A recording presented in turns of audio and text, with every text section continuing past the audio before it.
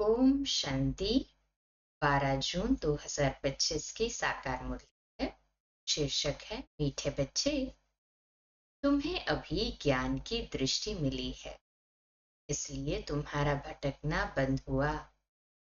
तुम शांति धाम सुख धाम को याद करते हो। पहले यहाँ वहां जाते थे, ढूंढते थे भगवान को। जप तप तीर्थ यात्राएं कर्मकांड कितना कुछ नहीं किया ना, उसका ही फल अभी परमात्मा बाप हमें मिला है। तो भी इधर उधर भटकना बंद हुआ, उन्हें ढूंढना बंद हुआ क्योंकि वो मिल गया।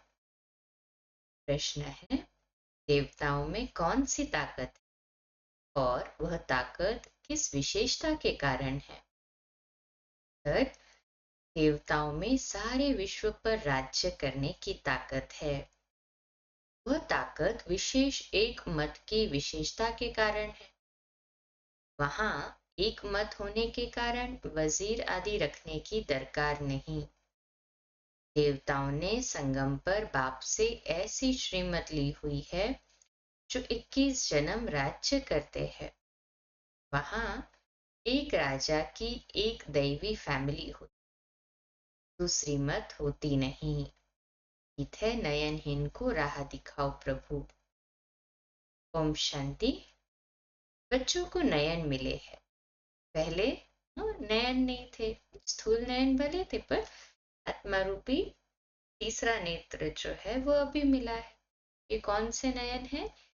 ज्ञान के नयन। पहले ज्ञान के नयन नहीं थे, अज्ञान के नयन तो थे। बच्चे जानते हैं ज्ञान सागर एक ही बाप है और कोई में ये रूहानी ज्ञान है नहीं। जिस ज्ञान से सदगति हो अर्थात शांति धाम सुख धाम जाना हो, अभी तुम बच्चों को दृष्टि मिली है कैसे सुख धाम बदलकर फिर माया का राज्य व दुख धाम बनता है। पुकारने लगते हैं कि नयनहीन को राह बताओ।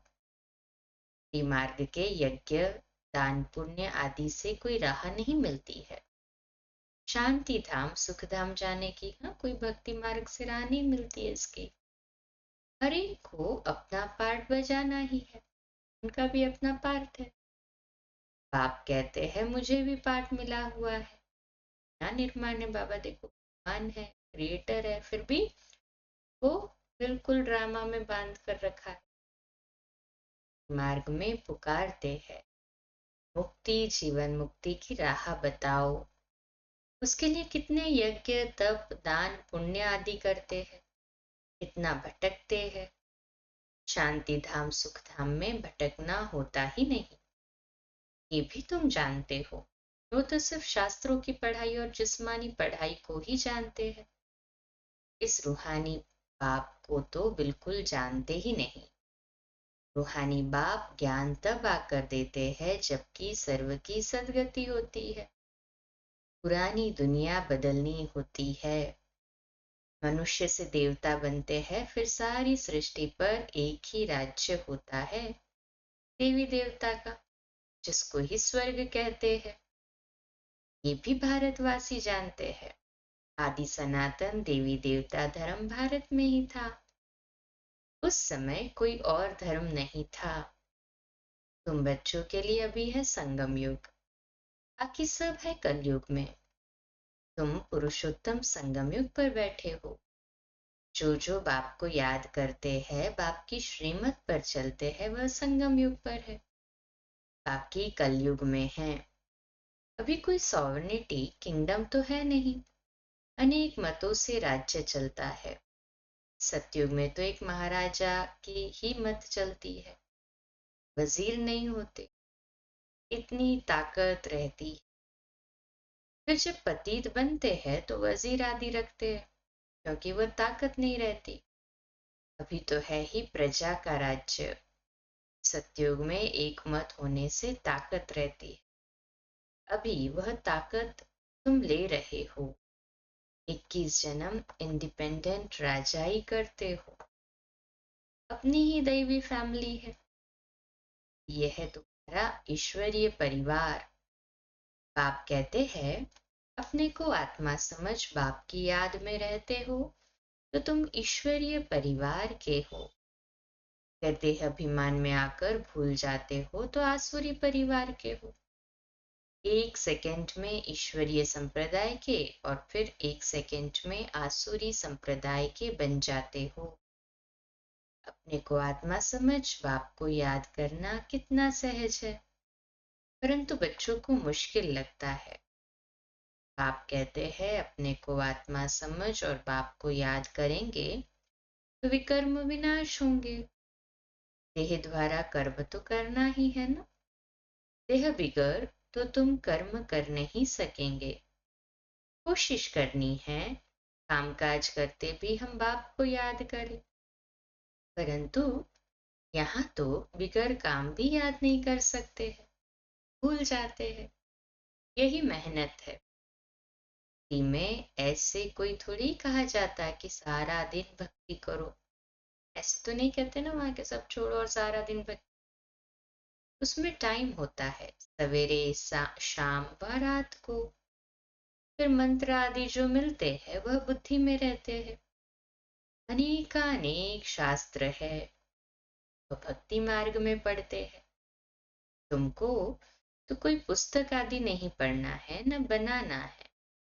ये मुरली छपाते भी है रिफ्रेश होने के लिए।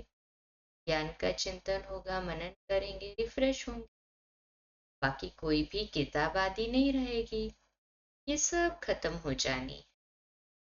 ज्ञान तो है ही एक बाप में। अभी देखो ज्ञान विज्ञान भवन नाम रखा है, जैसे वहां योग और ज्ञान सिखाया जाता है।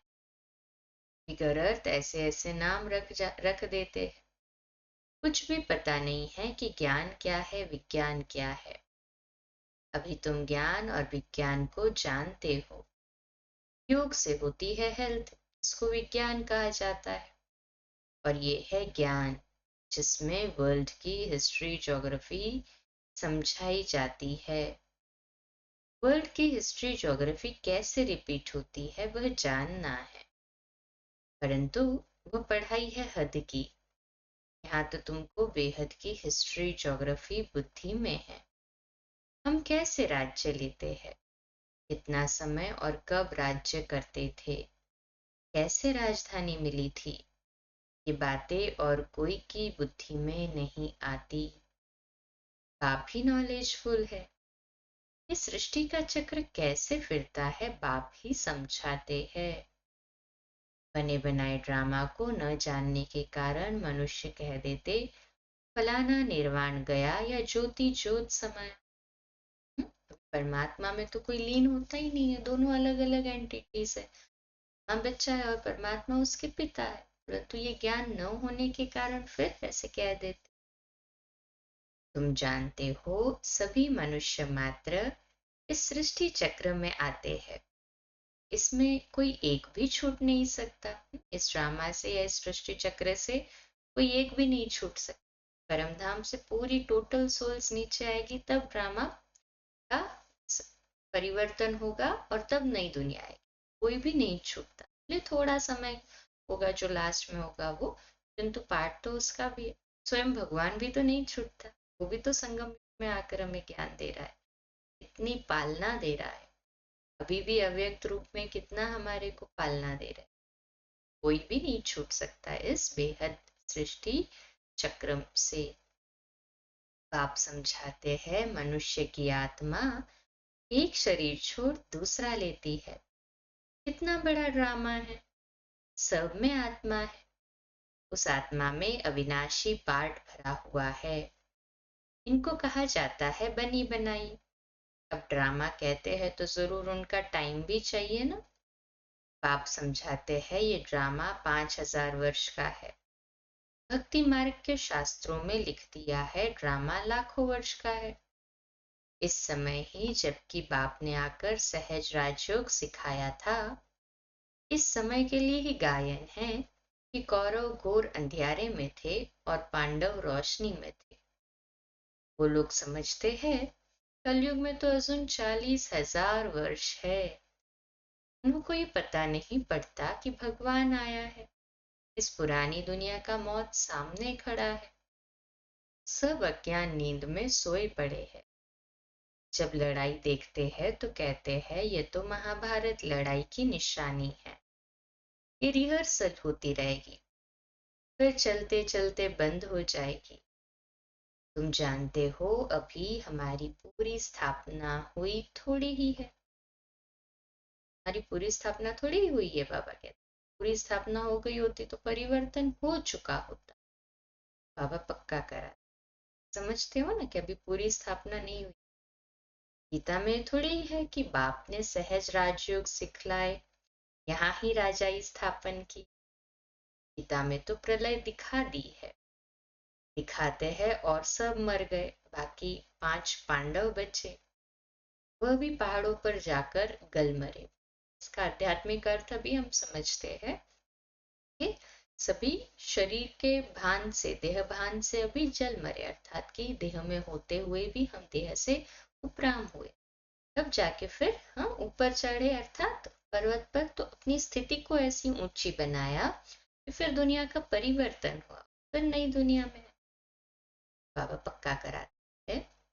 राजयोग से क्या हुआ उन्हें तो कुछ भी पता नहीं है ना। बाप हर एक बात समझाते रहते हैं, वह है बेहद की बात। हद की रचना हद के ब्रह्मा रचते हैं, पालना भी करते हैं, बाकी प्रलय नहीं करते। स्त्री को अडॉप्ट करते हैं, बाप भी आकर अडॉप्ट करते हैं, कहते हैं मैं इनमें प्रवेश कर बच्चों को नॉलेज सुनाता हूँ, इन द्वारा बच्चों को रचता हूँ। बाप भी है, फैमिली भी है। ये बातें बड़ी गुह्य है, बहुत गंभीर बातें हैं, मुश्किल कोई की बुद्धि में बैठती। अब बाप कहते हैं पहले पहले तो अपने को आत्मा समझो। आत्मा ही एक शरीर छोड़ दूसरा लेती है, शरीर पर ही भिन्न भिन्न नाम पड़ते हैं, नाम रूप फीचर्स सब भिन्न भिन्न है। एक के फीचर्स दूसरे से न मिले। हर एक आत्मा के जन्म जन्मांतर के अपने फीचर्स है, अपनी एक्ट ड्रामा में नोंधी हुई है, इसलिए इनको बना बनाया ड्रामा कहा जाता है। अभी बेहद का बाप कहते हैं मुझे याद करो तो विकर्म विनाश हो। तो हम क्यों ना बाप को याद करें, यही मेहनत की बात है। पढ़ाई तो बस क्लास किया, मुरली सुनी, हो गई, फिर बेहद की याद। यही मुख्य बात है कि दिन भर चलते फिरते, खाते सोते उठते बैठते बाबा की याद हमारे अंदर समाई हुई हो। तुम बच्चे जब याद की यात्रा में बैठते हो तो माया के तूफान आते हैं, युद्ध चलता है, उससे घबराना नहीं है। माया घड़ी घड़ी याद को तोड़ेगी, संकल्प विकल्प ऐसे ऐसे आएंगे जो एकदम माथा खराब कर देंगे। तुम मेहनत करो। आपने समझाया है इन लक्ष्मी नारायण की कर्मेंद्रिया वश कैसे हुई, ये संपूर्ण निर्विकारी थे। ये शिक्षा इन्हों को कहाँ से मिली। अभी तुम बच्चों को ये बनने की शिक्षा मिल रही है, इनमें कोई विकार नहीं होता। वहां रावण राज्य ही नहीं, नई दुनिया में तो रावण राज्य नहीं है, विकार ही नहीं। पीछे रावण राज्य होता है, द्वापर युग से शुरू होता है। विकार जैसे ही प्रवेश करते सबसे पहले तो देहभान आता है। रावण क्या चीज है ये कोई भी नहीं जानते, रामानुसार ये भी नोंद है। ड्रामा के आदि मध्य अंत को कोई नहीं जानते हैं, इसलिए ही नेति नेति करते आए हैं। कहते हम नहीं जानते। अभी तुम स्वर्गवासी बनने के लिए पुरुषार्थ कर रहे हो ना, निश्चय है। हाँ जी बाबा, ये लक्ष्मी नारायण स्वर्ग के मालिक है ना। इन्हों के आगे माथा टेकने वाले तमोप्रधान कनिष्ठ पुरुष है। बाप कहते हैं पहले पहले तो एक बात पक्की कर लो, अपने को आत्मा समझ बाप को याद करो, इसमें ही मेहनत है। जैसे 8 घंटे सरकारी नौकरी होती है ना, कि तुम बेहद की सरकार के मददगार हो, तुमको कम से कम 8 घंटा पुरुषार्थ कर याद में रहना है। यह अवस्था तुम्हारी ऐसी पक्की हो जाएगी जो कोई की भी याद नहीं आएगी। आपकी याद में ही शरीर छोड़ेंगे, फिर वही विजय माला के दाने बनेंगे। एक राजा की प्रजा कितनी ढेर होती है, यहाँ भी प्रजा बननी है। तुम विजय माला के दाने पूछने लायक बनेंगे। 16,108 की माला भी होती है, एक बड़े बॉक्स में पड़ी रहती है। 8 की माला है, 108 की भी है, अंत में फिर 16,108 की भी बनती है। तुम बच्चों ने ही बाप से राजयोग सीख सारे विश्व को स्वर्ग बनाया है, इसलिए तुमको पूजा जाता है। तुम ही पूज्य थे, फिर पुजारी बने हो। ये दादा कहते हैं हमने खुद माला फेरी है। लक्ष्मी नारायण के मंदिर में यूं तो रुद्रमाला होनी चाहिए। तुम पहले रुद्रमाला फिर रुंडमाला बनते हो। पहले शिव बाबा के गले की माला और फिर रुंडमाला, फिर विष्णु के गले की माला, अर्थात पहले संगम युग पर ब्राह्मण सो फरिश्ता बनते और फिर फरिश्ता सो सतयुग में देवता बनते। पहले नंबर में है रुद्रमाला जिसमें शिव भी है। हाँ, रुंडमाला में शिव कहाँ से आए? हाँ, सतयुग में तो शिव आते नहीं है, बाबा नहीं आते सतयुग में, इसीलिए रुद्रमाला में शिव बाबा भी तो है। विष्णु की माला, हाँ, रुंडमाला है विष्णु की माला, उसमें तो हम सभी होंगे। इन बातों को भी कोई समझते थोड़ी ही है। अभी तुम कहते हो हम शिव बाबा के गले का हार जाय बनते हैं, ब्राह्मणों की माला नहीं बन सकती है। ब्राह्मणों की माला होती नहीं। तुम जितना याद में रहते हो फिर वहां भी नजदीक में ही आकर राज्य करेंगे। ये पढ़ाई और कोई जगह मिल न सके। तुम जानते हो अभी हम इस पुराने शरीर को छोड़ स्वर्गवासी बनेंगे। सारा भारत स्वर्गवासी बनेगा। इन पर्टिकुलर भारत ही स्वर्ग था। 5,000 वर्ष की बात है, लाखों वर्ष की बात हो नहीं सकती। देवताओं को ही 5,000 वर्ष हुए। स्वर्ग को मनुष्य भूल गए हैं, ऐसे ही कह देते हैं, बाकी है कुछ नहीं। इतना पुराना संवत आदि है थोड़ी, है ही सूर्यवंशी चंद्रवंशी, फिर और धर्म वाले आते हैं। पुरानी चीजें काम क्या आएंगी, इतना खरीद करते हैं। पुरानी चीज की बहुत वैल्यू करते हैं। आर्कियोलॉजिकल चीजें जो पुरानी चीजें होती है उसकी वैल्यू भी बहुत अधिक होती है। वह कहते हैं सबसे वैल्यूएबल है शिव बाबा, ने शिवलिंग बनाते। आत्मा इतनी छोटी बिंदी है, ये किसको भी समझ में नहीं आता, अति सूक्ष्म रूप है। आप ही समझाते हैं इतनी छोटी बिंदी में इतना पाठ नोंधा हुआ है। ये ड्रामा रिपीट होता रहता है। ये ज्ञान तुमको वहां नहीं रहेगा, ये प्रायलोप हो जाता है। तो फिर कोई सहज राजयोग सिखा कैसे सकते? वहां तो प्रायलोप हो जाता है, ज्ञान तो सिखा भी नहीं सकते, शिव बाबा भी नहीं आते। ये सब भक्ति मार्ग के लिए बैठ बनाया है। बच्चे जानते हैं बाप द्वारा ब्राह्मण, देवता, क्षत्रिय 3 धर्म स्थापन हो रहे हैं विश्व नई दुनिया के लिए। वह पढ़ाई जो तुम पढ़ते हो वह है इस जन्म के लिए। इनकी प्रारब्ध तुमको नई दुनिया में मिलनी है। ये पढ़ाई जो पढ़ रहे हो उसकी प्रारब्ध नई दुनिया में। ये पढ़ाई होती है संगम युग पर। ये है पुरुषोत्तम संगम युग। मनुष्य से देवता तो जरूर संगम पर बने होंगे ना। बाप बच्चों को सब राज समझाते हैं। ये भी बाबा जानते हैं तुम सारा दिन इस याद में रह नहीं सकेंगे, इम्पॉसिबल है। इसलिए चार्ट रखो, देखो हम कहाँ तक याद में रह सकते हैं। देह का अभिमान होगा तो याद कैसे रह सकेगी। पापों का बोझा सिर पर बहुत है, इसलिए बाबा कहते हैं याद में रहो। त्रिमूर्ति का चित्र पॉकेट में डाल दो, परंतु तुम घड़ी घड़ी भूल जाते हो। अलफ को याद करने से बे आदि सब याद आ जाता है।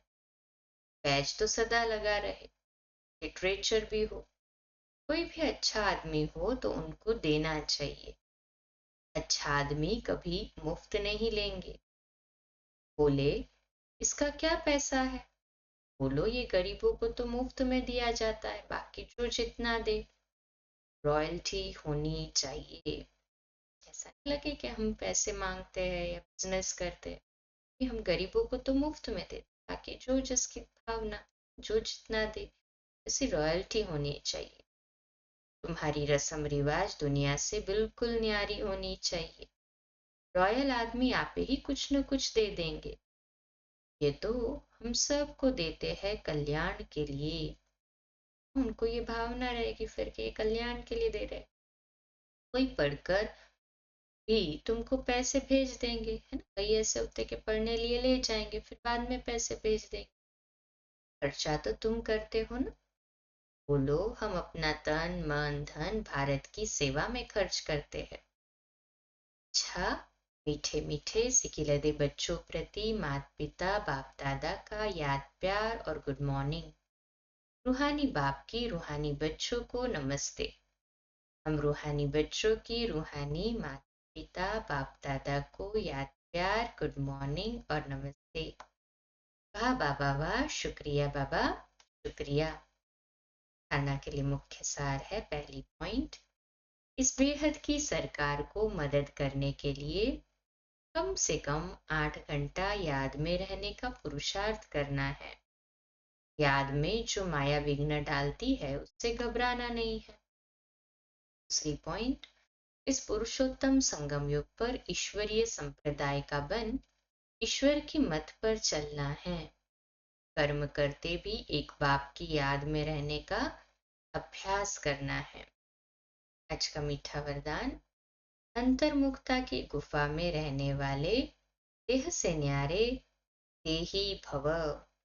आज का हमारा स्वमान है, मैं अंतर्मुखी हूँ, मैं अंतर्मुखी हूँ। आत्मा समझते तो अंतर्मुख गुण भी तो अवश्य होना ही है। जो पांडवों की गुफाएं दिखाते हैं वह यही अंतर्मुखता की गुफाएं हैं। जितना देह से न्यारे देही रूप में स्थित होने की गुफा में रहते हो, उतना दुनिया के वातावरण से परे हो जाते हो, वातावरण के प्रभाव में नहीं आते। जैसे गुफा के अंदर रहने से बाहर के वातावरण से परे हो जाते हैं, ऐसे ये अंतर्मुखता की गुफा भी सबसे न्यारा और बाप का प्यारा बना देती है। और जो बाप का प्यारा है वह स्वतः सबसे न्यारा हो जाता है। इसका स्लोगन है, साधना बीज है और साधन उसका विस्तार है। विस्तार में साधना को छिपा नहीं देना। व्यक्ति इशारा आत्मिक स्थिति में अभ्यास कर अंतर्मुखी बनने का। अंतर्मुखी की निशानी सदा सागर के तले में खोए हुए गंभीर मूर्त चेहरे द्वारा आत्मिक स्थिति के चिन्ह दिखाई देंगे। एक ओर मनन चिंतन करने वाला चेहरा और फिर रमणीक अर्थात मुस्कुराता हुआ चेहरा, दोनों ही लक्षण सूरत से प्रत्यक्ष होंगे। अंतर्मुखी सदा हर्षित मुख दिखाई देंगे क्योंकि माया का सामना करना समाप्त हो जाएगा। अच्छा, कम बोलो, धीरे बोलो, मीठा बोलो, सत्य बोलो, सोच समझकर बोलो। निमित्त भाव, निर्माण भाव, निर्मल वाणी। आज का नया दिन आप सभी को मुबारक हो, मुबारक हो, मुबारक हो। शुभ दिवस। ओम शांति।